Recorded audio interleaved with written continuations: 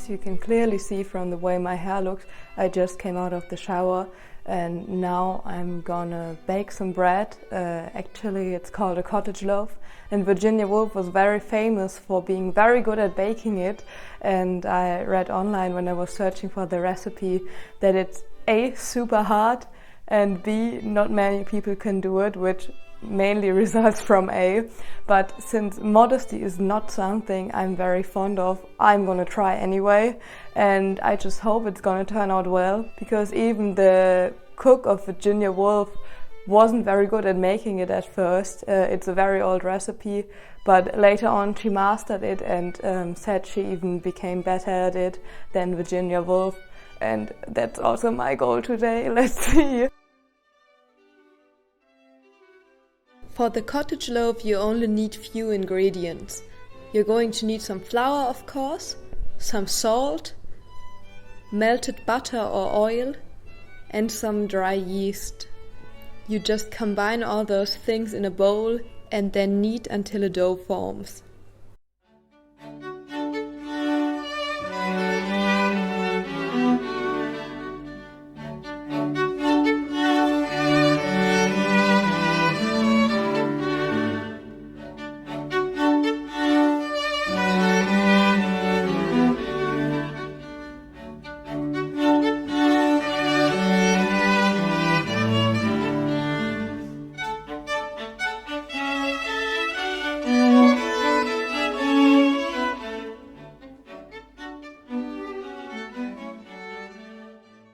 So I originally wanted to clean my desk before I started working, but then I realized that very famously Virginia Woolf's desk was so littered with stuff that she couldn't even work at it and instead worked at a garden shed, which I don't have. So I have to take this mess with unread books, my laundry that I haven't put away yet, and myriads of other stuff, and work like this, I guess.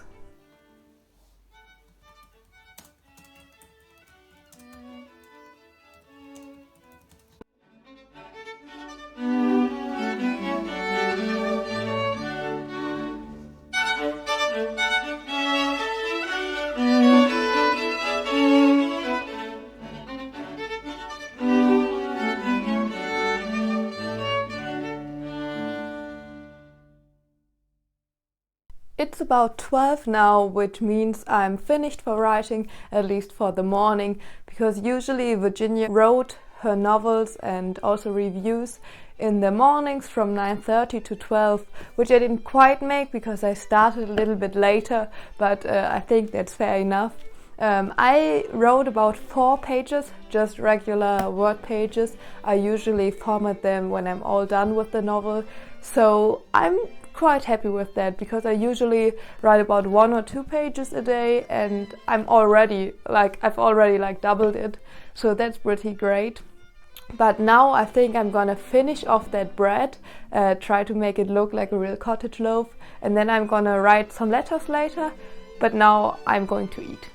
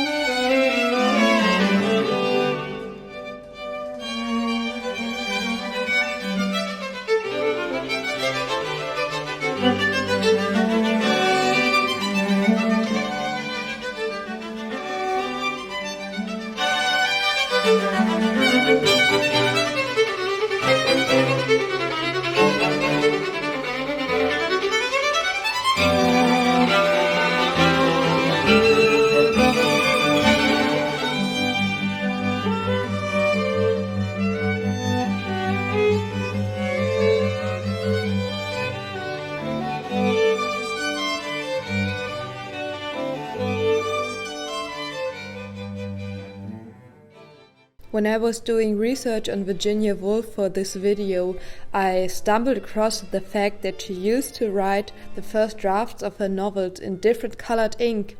And I also found that the first draft of Mrs. Dalloway was written entirely in violet ink.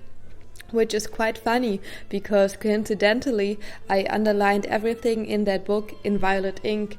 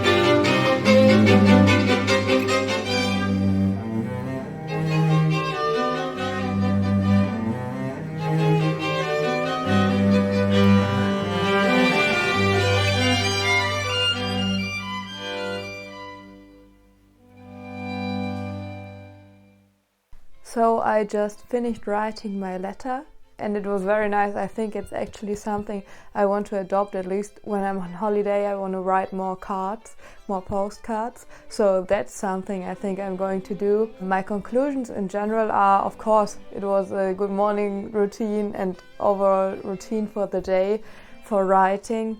I got a lot done.